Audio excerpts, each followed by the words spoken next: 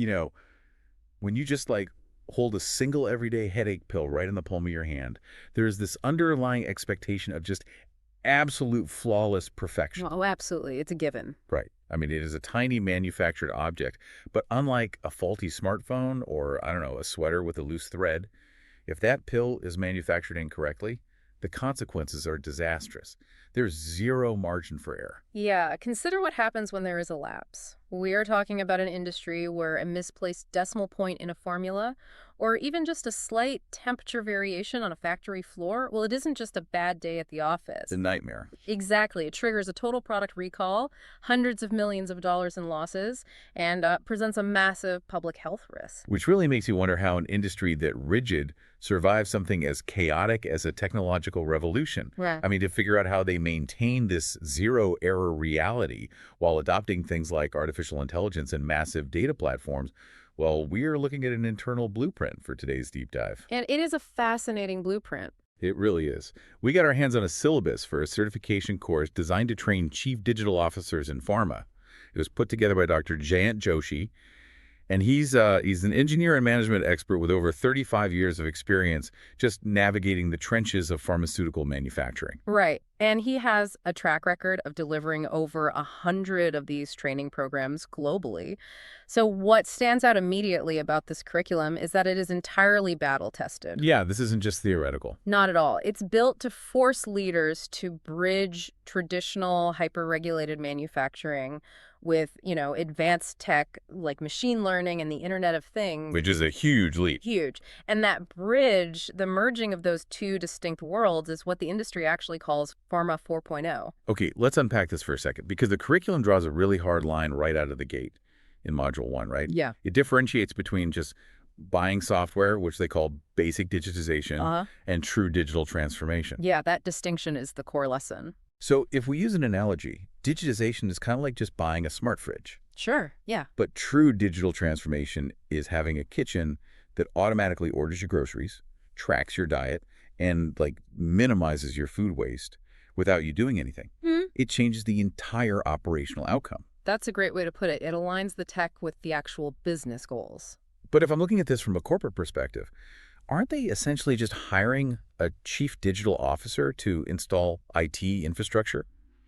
Servers, Wi-Fi, maybe some cloud storage? Well, see, that is the exact misconception this training seeks to destroy. The primary role of a CDO isn't fixing the network or just supervising data operators. Okay, so what is it then?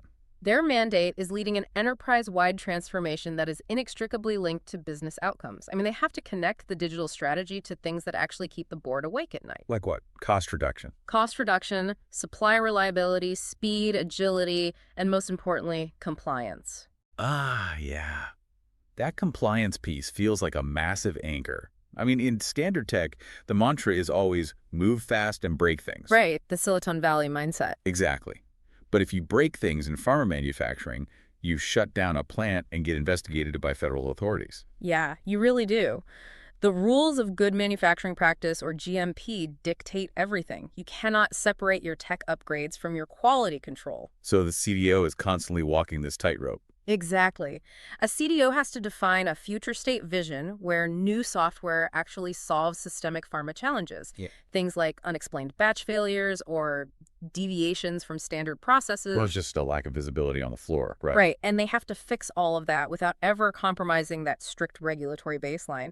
And the course forces them to prove they can do this. Oh, wait, yeah, let's talk about the structure of the course, because it's pretty intense. It's a very strict sequential learning model, isn't it? Very strict. You can't just skip ahead. To unlock the next of the 6 modules, a learner must complete the content, and then they have to submit a project report. And they have to score at least a 60% on that report, right? Yes, but that's not all. After the report, they have to pass a 10-question assessment requiring a 70% score and actually get a certificate before they can move on. Wow, so they really make you earn it. And the target audience for this is pretty broad, right? It goes from CDOs and CIOs all the way to quality heads and AI teams. Yeah, and it's broken down into basic, advanced, and expert learning levels to accommodate that wide range of roles. Okay, so I want to get into how they actually build this vision. We hear terms like ITO2 integration thrown around constantly in the business world. Give me the reality of the floor. How does this technology stack actually function in a real-world scenario? Well, let's walk through it using a specific example. Imagine a facility brewing a massive batch of biological vaccines. You have the OT operational technology. Okay, so OT is the physical stuff. Right. Those are the physical valves, the bioreactors, the temperature sensors making the drug.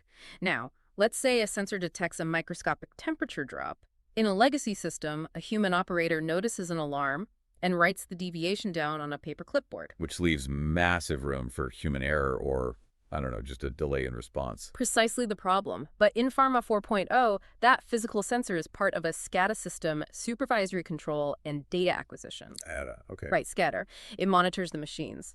When the temperature drops, the SCADA system instantly tells the MES, the manufacturing execution system, to halt the line. So the MES is essentially the traffic cop on the factory floor controlling the actual execution of the batch. A very strict traffic cop. And the automation cascade doesn't stop there. The MES immediately talks to the QMS, the quality management system, logging the exact deviation. So a future auditor can see precisely why the batch was flagged. Exactly. And simultaneously, it updates the ERP, the enterprise resource planning software, to recalculate the global supply chain delay. Oh, wow. Yeah. It goes all the way up the chain. It does. And it even alerts the LIMS, the Laboratory Information Management System, to prep for testing a sample from the flagged batch. Okay, that's a lot of acronyms. But it implies these systems all speak the exact same language seamlessly. But if a company is using, like, 5 different software vendors for those 5 different systems, I'm guessing they don't natively play nice together? Oh, they definitely do not. That is the interoperability nightmare that Module 5 tackles. Systems have to exchange and use data effectively, usually through really complex API integrations. That sounds like a massive headache. It is, but the deeper issue is master data governance. What do you mean by that? Well, if your laboratory system calls a raw ingredient component A and your warehouse system calls it material A, the entire automated cascade fails. The computer doesn't know they're the same thing. Oh, I see. It just breaks the chain. Right. You need a unified, strictly controlled data architecture across the entire enterprise. Okay, here's where it gets really interesting to me. I'm struggling to see how this doesn't just become a massive, unusable data swamp. I mean, if you are putting Internet of Things sensors on every single valve and running predictive AI, you are generating an ocean of data every single minute. A literal ocean, yes. So without humans manually sorting it, how does a CDO ensure this data actually becomes useful? By enforcing what the industry calls AI-ready data. You cannot just dump raw temperature readings into an algorithm and expect predictive magic. The data has to be rigorously contextualized. Right, so it needs the backstory. Exactly. An algorithm needs to know not just that a temperature spiked, but what specific batch was running, what the room humidity was, who the operator logged in at the time was, and when that specific sensor was last calibrated. Context is the difference between an actionable warning and just a meaningless alert. And it is the absolute foundation of data integrity. In pharma, data integrity isn't just some IT buzzword, it is the product itself. Wait, really? The product itself? Yes. Because if a regulatory auditor cannot cryptographically guarantee that your digital batch record is tamper-proof and accurate, you do not have a drug to sell. They will reject it. This leads to a non-negotiable principle in the curriculum, which is compliance by design. Compliance by design, meaning you build the validation and the regulatory controls into the system from the absolute beginning. Precisely, from day one. So you don't build a massive data architecture and then try to, slap regulatory controls on it as an afterthought right before you go live. No, it has to be foundational, which also applies to one of the most futuristic tools they utilize, which is digital twins. Okay, I have seen that term everywhere lately. Are they essentially just fancy 3D models of the factory? Oh, they are far more than a visual model. A digital twin is a living mathematical simulation of a physical asset or process. Living. How so? Let's go back to that million-dollar bioreactor. The digital twin consumes all the real-time sensor data from the physical reactor. You can run thousands of simulations on the twin, asking the AI, what happens to the cell growth if we increase the feed rate by 2%? Oh, wow. And you see the biological outcome without ever risking the actual physical multi-million-dollar batch. Exactly. It monitors and optimizes the process continuously. Okay, so we have this perfectly orchestrated digital ballet. The sensors talk to the AI, the digital twin optimizes the yield, the compliance is locked down by design. But wait, we've just designed a system that assumes flawless technological execution. And humans still have to run it. Right. If an operational engineer on the floor touches an iPad and skips a validation step, does the whole AI ecosystem crash? That is the billion-dollar bottleneck and why Module 3 is so critical. A digital transformation is ultimately a human transformation. You can have perfect AI-ready data, but if the human workforce rejects the system, the factory just halts. So it's like herding cats in high tech. Basically. The curriculum heavily focuses on the operating model because it requires unprecedented cross-functional collaboration. You have groups that traditionally speak totally different languages and have opposing incentives. Give me an example of that clash. Like, who is fighting who? The classic one is the IT team versus the quality assurance team. The IT team wants to push a software update overnight to patch a security vulnerability. They are incentivized by speed and security. And the quality assurance head is going to say, if you touch that system, I have to halt production and revalidate the entire line for the next 3 weeks, because they are incentivized by risk aversion. Yes, that clash happens constantly. And to solve it, leaders are trained to use governance frameworks like the RCI matrix, which outlines who is responsible, accountable, consulted, and informed. I've seen RCI used in standard corporate meetings just to figure out who sends the email recap. How does it actually save a manufacturing line? By removing ambiguity in a crisis.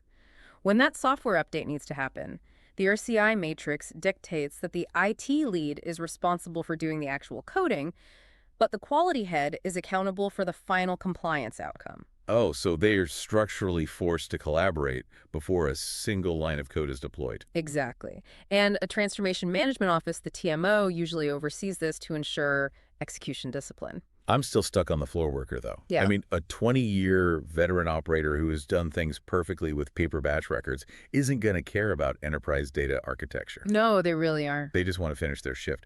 So you're essentially telling people who have done things perfectly on paper for 20 years to suddenly trust an iPad and an algorithm.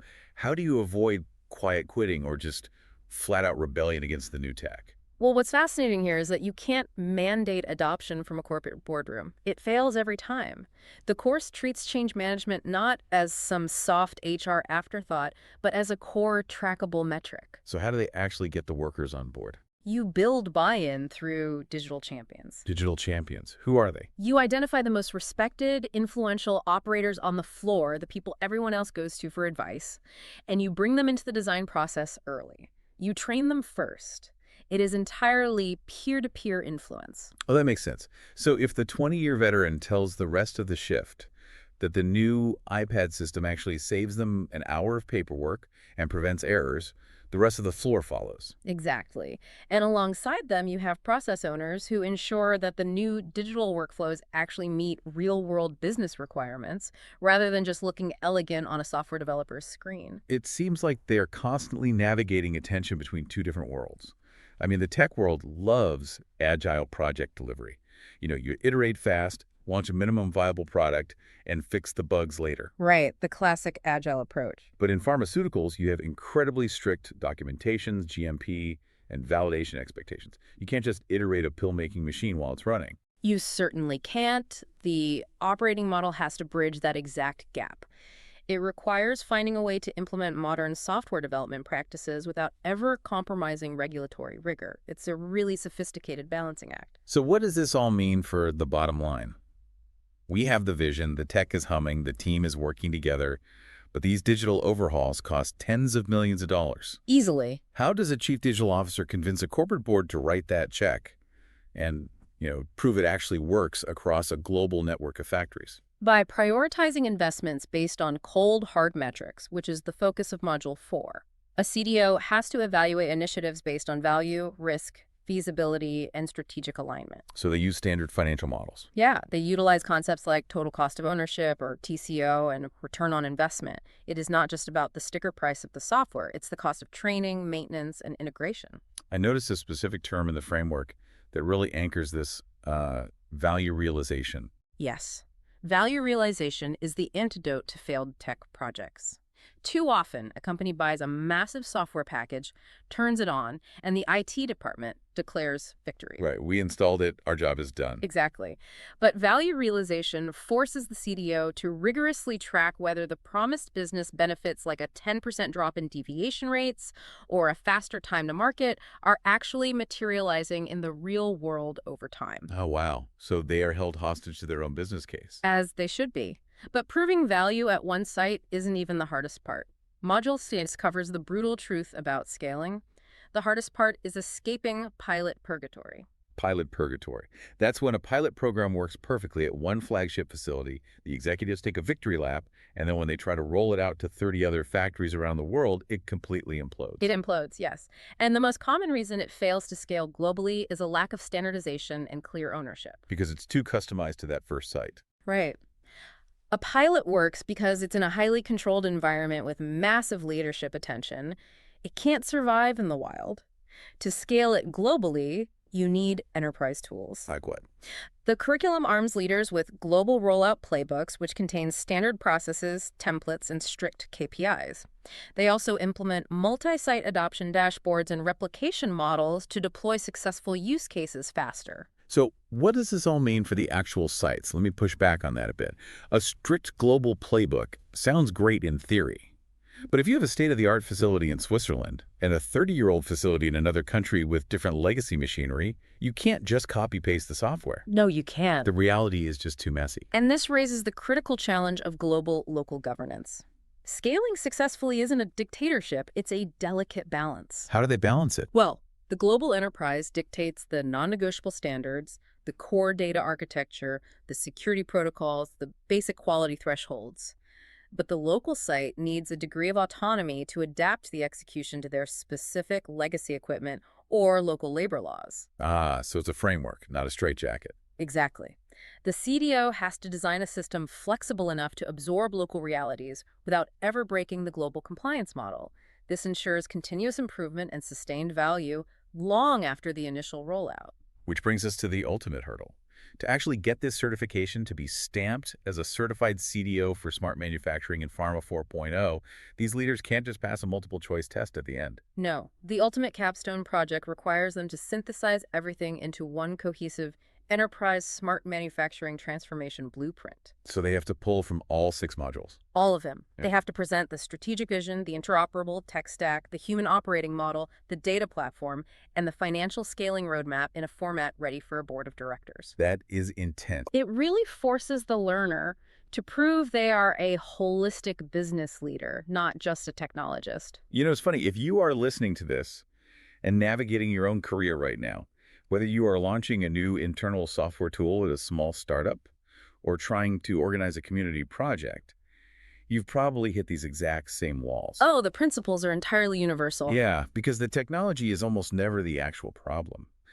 The success of any major change really comes down to defining the clear value before you buy a single tool, ensuring your underlying data integrity is trustworthy, and relying on respected peers, those digital champions, to drive the actual human behavioral shift. Because putting a shiny new application on top of a broken human process just gives you a very expensive, very fast way to make mistakes. Technology only amplifies the operating model surrounding it. And speaking of FASI, I want to leave you with a final thought to mull over. We spent this time dissecting how pharmaceutical factories are using digital twins, AI, and continuous IoT data streams to perfectly simulate and document every single second of manufacturing. All to satisfy those strict regulatory agencies. Right. But if all that factory data is now AI-ready, standardized, and perfectly secure, well, how long until the regulatory agencies themselves, like the FDA, transition into using automated AI algorithms? Yeah, that is a wild thought. Imagine an FDA algorithm plugged directly into these factory data platforms, auditing compliance globally, 24/7, in real time, without a human inspector ever stepping foot in the building. The future of manufacturing is already here, but the future of regulation might be right behind it. Something to think about, right? Well, that's our deep dive for today. Thanks for joining us.